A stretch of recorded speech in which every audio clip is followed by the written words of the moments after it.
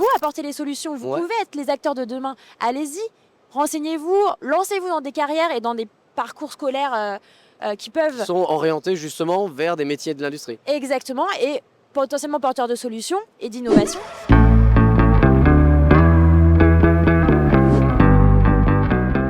Merci de m'accueillir sur le stand de la Facto. Je vois qu'on a plein de cartes et je vois que c'est la fresque de l'industrie. Est-ce que vous me parlez un petit peu du jeu ou en tout cas de l'outil pédagogique et après de la Facto? Donc en fait, on a créé la fresque de l'industrie parce qu'on voulait vraiment proposer un outil pour parler aux jeunes directement et qu'ils puissent devenir acteurs grâce à ce petit jeu. Donc l'idée, c'était de partir d'une usine. Donc on crée une usine sur un territoire et de voir quels sont tous les impacts qui vont être faits grâce à cette usine. Que ce soit les impacts économiques, environnementaux, sociétaux, mais aussi humains tout simplement. On a une quarantaine de cartes. D'accord. Donc on essaie vraiment de toucher à toutes les parties de l'industrie. Donc on va avoir toute la partie économique avec la création d'emplois, l'augmentation du PIB, la souveraineté que ça va impliquer l'ouverture d'une usine. On a aussi toute la partie environnementale avec les gaz à effet de serre, la décarbonation, l'économie circulaire, etc.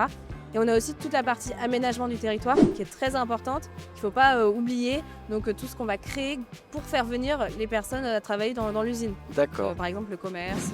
Et donc justement la Facto, Mélanie, tu peux m'en dire deux mots? La Société d'encouragement pour l'industrie nationale, qui est l'association qui a créé le collectif La Facto, donc qui est une association d'utilité publique depuis 220 ans et qui est basée à Paris. Et en fait, c'est notre président Olivier Mousson qui en fait s'est dit qu'il fallait absolument parler aux jeunes d'industrie, que c'était eux en fait la clé de demain et des Et solutions. donc c'est pour ça qu'il a créé cette entité. Voilà, et en fait il s'est dit il faut vraiment créer un club. À la base c'était un club et là on est parti sur un collectif de jeunes pour l'industrie. Donc c'est des jeunes comme nous qui parlons industrie auprès d'autres jeunes et qui essayons au maximum de les encourager à s'y intéresser, parce qu'en fait on s'est rendu compte au fur et à mesure du temps que les jeunes ne connaissaient pas du tout l'industrie ou alors très très peu. En fait on s'est dit que c'était pas possible de laisser ça en état et qu'il fallait que nous, en tant que jeunes convaincus de l'importance de l'industrie, d'aller leur dire que c'est vraiment un secteur incroyable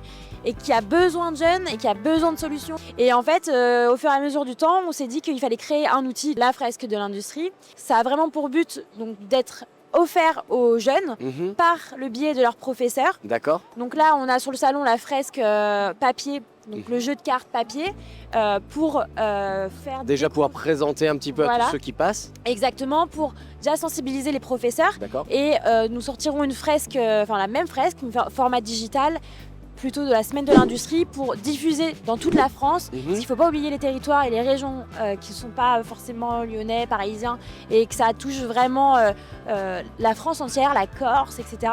Et que ça aide, que ce soit vraiment un outil pédagogique pour les écoles. D'accord. Merci en tout cas. Merci beaucoup. Merci Mélanie, merci Manon et merci la Facto.